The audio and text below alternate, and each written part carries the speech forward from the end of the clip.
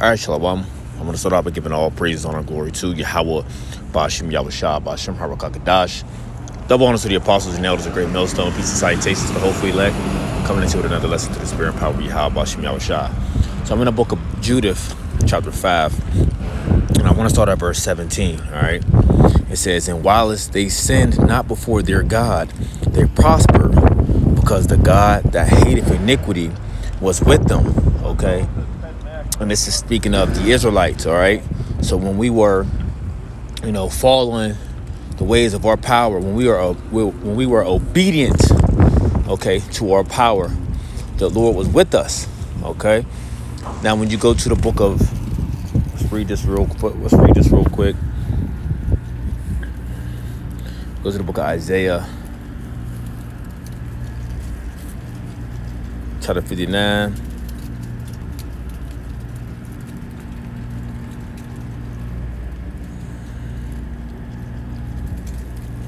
Verse 2, it says, "But your iniquities has separated between you and your power, and your sins have hid his face from you, that he will not hear." All right, so what has separated us from our power? Our iniquities. And E knows this, right? And it's in E's best interest that we continually be in sin. Now, E knows all the history. He has the record stored up of the things that was going on in the past about us, right? He knows this. He knows that if we continue to be iniquity, if we continue to turn our face from him as a people, that the Lord will continue to have his back towards us. Now, there's a beautiful thing that there is a remnant, right? There's a beautiful thing that what? There's a remnant. There's an election, okay, that was going to turn back into Yahweh Ba'ashem Yahushua. I believe that's in the book of Isaiah as well. It says, let's read this one, Isaiah chapter 1, verse 9. It says, "Except the Lord of hosts had left unto us a very small remnant, we should have been as Sodom, and should have been like unto Gomorrah." So there's this small remnant. There's the elect who've turned from iniquity, have turned from the ways of rebelliousness, and turned back into Yahweh Ba'ashem Yahushua. Right? It's not the one I wanted, but that still makes the point. Let's see if the one I really wanted. Yep, this is the one I really wanted. The book of Isaiah chapter 10, verse 20, it says, "And it shall come to pass that in that day that the remnant of Israel, such as are escaped of the house of Jacob, shall no more stay upon him that smote them." Who is the one smoking? Esau, Edom. "But shall stay upon the Lord, the Holy One of Israel, in truth. The remnant shall return." The what? The remnant shall return, even the remnant of Jacob, unto the mighty power. "For though thy people Israel be as the sand of the sea," right? Meaning the majority. Because we are not the minority. We are the majority of the planet Earth, you so-called Negroes, Latinos, and Native Americans. "Yet a remnant of them shall return." So a small group, a remnant of them shall return. "The consumption decree shall overflow with righteousness." So it's that remnant. While he thinks he has swallowed the whole nation up, he's wrong. Because it's that a remnant whom the Lord has sanctified, whom the Lord is dealing with. Right? And through the remnant, through the elect, right? Now let's talk about the men. Through the elect men, the servants, the prophets, we are what? Now we are standing in great boldness, standing up against the man that have what? That have afflicted him, that have afflicted us. In fact, let's get that real fast. The book of Wisdom of Solomon, chapter 5. Verse 1, it says, "Then shall the righteous man stand in great boldness before the face of such as have afflicted him, and made no account of his labors." And that's what we are doing. Through the grace and mercy of Yahweh Ba'ashem Yahushua, we are standing upon our feet as an exceedingly great army, as what was told that would take place, prophecy-wise, right, in the book of Ezekiel, the 37th chapter. But you are now what? You are seeing what the world is witnessing, that what? The men of the Lord are standing up in great boldness. Before whom? Before the oppressor, before he who smote us.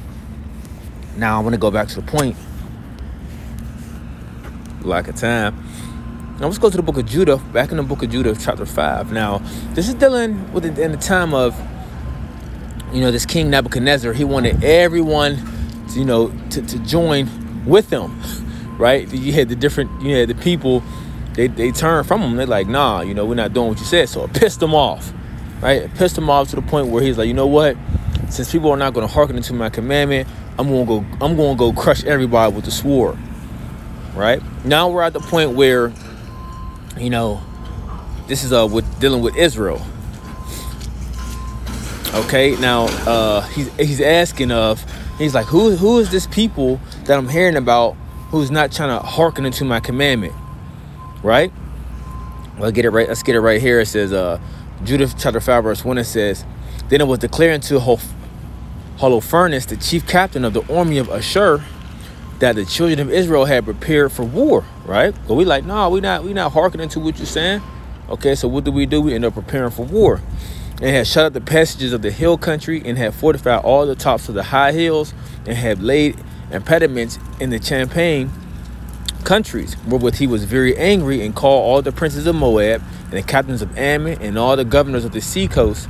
And he said unto them, tell me now, ye sons of Canaan, who this people is that dwelleth in the hill country, and what are the cities that they inhabit, and what is the multitude of their army, wherein is their power and strength, and what king is set over them, or captain of their army? So he wants to know everything. Give me the blueprint, give me the details, where they lie, how many people they have, this and that. I need to know everything about them, okay, before I make this move. Who is these people? And I want to just jump up, because now it's going into the history, and it's just leading to, history of how we came out of Egypt.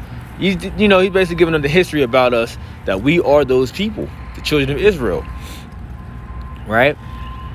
And it goes into different things that take place, like you see, verse 13, the Most High dried up the Red Sea before them, So this is going into the history about us, how we came out of Egypt, But going back to the point, verse 17, it says, and whilst they sinned not before their God, they prospered, because the Most High that hated iniquity was with them.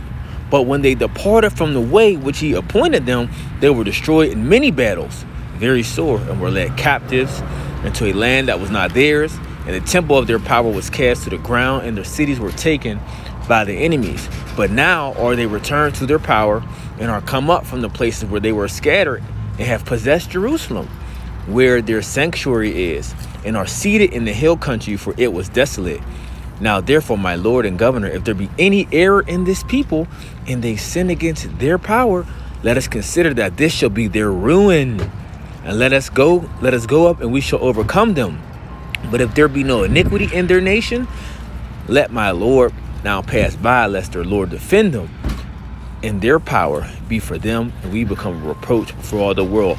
So he's basically saying, like, look, when the Lord is on their side, you can't mess with them. Okay, they're not to be played with. But if they commit iniquity, they turn from their power, and the Lord turns their face from them. Oh, they're not going to be defended. Okay, they're not going to be defended, and we can destroy them, right? So the point being is he knows, he has the records, he knows all this history, so he knows that what the ruin of us is, what sin, and it's in his best interest to continually keep our people in that state of mind, right? Okay, that lifestyle, because it benefits him. It's in his best interest. Right? It's in E's best interest to keep us in a state of wickedness, to keep us in a state of folly, to keep us in the flesh. We're supposed to be moving by the spirit, all right? But to keep our people in what? In the flesh, to keep a carnal mentality. Interest, mid-15th century, a legal claim or right, a concern, a benefit. It benefits E, right? To keep our people in this state. Advantage. He has an advantage over us when we're in this state. As you can see, this is an advantage. Let's read this again. It says, verse 20, now therefore, my Lord and Governor, if there be any error against this people, and they sin against their power, let us consider that this shall be their ruin, and let us go up, and we shall overcome them. So what is the advantage of sin? Well, us being overthrown, right? So it says a benefit, an advantage, a being concerned or effective, advantageously, right? From the old French, interest, damage, loss, harm. But you get the point. This is the point. A benefit. It gives them a benefit. So it's in their best interest that they what? They keep the chosen people, the people that are supposed to be holy, the people that are supposed to be separated, kings, a nation of kings, a nation of priests. Okay, the daughters of Zion, which you are princesses. Okay, you're not queens. We don't have no queens. Okay, within Israel. Matter of fact, a lot of you don't know. This is why you got to look up words. Matter of fact, it's not harlot. When you go to it, queen, because that's what it goes into, queen.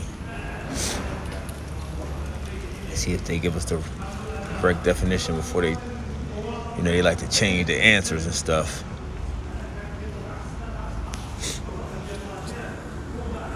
Boom, queen. It says queen, a woman, a low-born woman. Here we go right here. Look. That's why I said harlot, a female serf, hussy, prostitute, a vain or what? A vain or worthless woman, right? You daughters of Zion, you princesses, you're not supposed to behave yourselves in such manners. You shouldn't even want to be calling yourselves a queen, all right? That's another term that was given into you that you have took on. That is what? Not of your culture, right? Same with Jake, thug, gangster. These things are not of your culture, man. So put it down, And also, with putting that down, you want to what? Put sin down. You want to put carnality down. And you want to take on your true heritage, right? Which are the laws, statutes, and commandments. You want to return back into your true power, okay? And leave off from all these different idols, you see? So, pretty much the point, I wanted to go into, how E knows, how E knows and how, it's in his best interest to keep you sick, Jake.